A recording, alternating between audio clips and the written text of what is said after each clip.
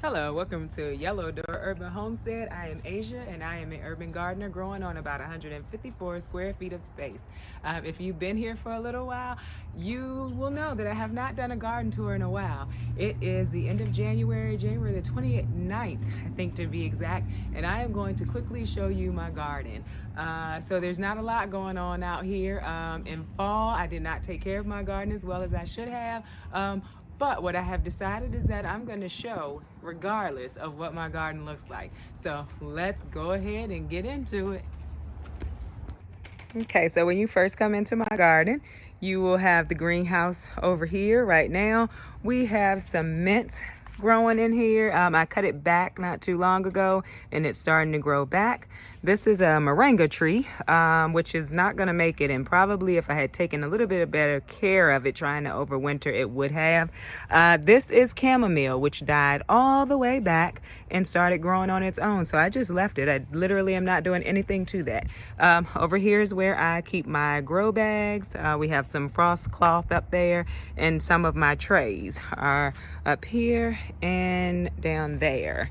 That greenhouse I got from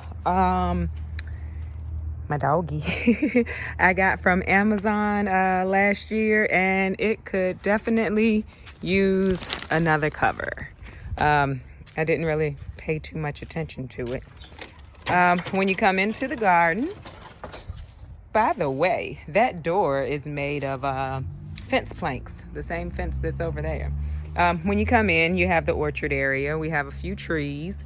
So these are apple and I want to say peach, I believe, trees. I picked them up from Lowe's. And you have some herbs that's growing down in between the trees. This is a muscadine grapevine, so pretty excited to get those to growing this year. I got a few last year, but it was a newer vine. We have parsley down here that is still growing even under the snow. We have some rose bushes to the back. And that is lavender. So back here is kind of a mess. These are my water barrels. I saved them. I put water in them when it rains. So there's 4 back here. There's 3 right here and there's 1 right back there. And then this is just kind of the junk area. That's a compost tote. And then this is just where I kind of store things. This is a raspberry bush. We have some more parsley down there. And then there's herbs. So oregano is right there. That's weeds that I'll have to pull. Some sage and some thyme. And there's also comfrey in between here as well. And there's some more oregano. And so my plan for this area is I want the herbs to take over the bottom, and I want it to be like a ground cover and also something that I can eat. Ground cover for the tree roots. So this is just kind of going to be a wild little area, but that is what I want. That is my plan for this area. When you come in, there is a trellis with some wind chimes on it. The trellis is where I grow my pole beans all year long. And so that's what I am hoping for this year. I love that. I love the trellis. To your left when you come in is the asparagus bed. So right now, of course, they are dormant. But this is where you would see asparagus. When you come in to the right, this is another bed. Right now, it has a bunch of frost plants that got killed by the frost, except for that one, which I believe is a kale. But yeah, nothing really survived. This is a perennial area over here. So this is daisies, and that's a daisy up there too, and they're kind of surviving. This is what do you call it? Butterfly milkweed. And so I let it go to seed because I'd like more to grow. This is a hollyhock that was doing well, but not anymore. So we'll see what we have in that area when we when the spring hits and everything starts to come up. So this is my bed with some broccoli in it. There's kale in this bed. There's collards, few radishes, and then one of my trials. I started calendula inside. And so it's just now getting out to the bed area. I've been hardening it off. And so once I'm able to work the soil, I will go ahead and put that into the ground, well, into the soil in the raised bed. And they'll be moved. Those calendulas will be moved once it gets warmer. Bed number 2 is one big broccoli plant. These are turnips, rutabaga, and then there's 2 cabbage plants to the side of that, and there's a few more broccoli plants in here. And then you have cabbage in the back that has a little bit of frost damage, but you can pull the leaves off and still get the head from the inside.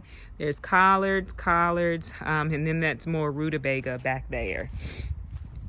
Bed number 3 is a longer bed in the middle. And I also have some brassicas that will be getting planted out soon. Just trying to give them a chance to really get acclimated to the cold weather that we're having. So some of them did get some frost damage, but I'm pretty sure their roots are okay.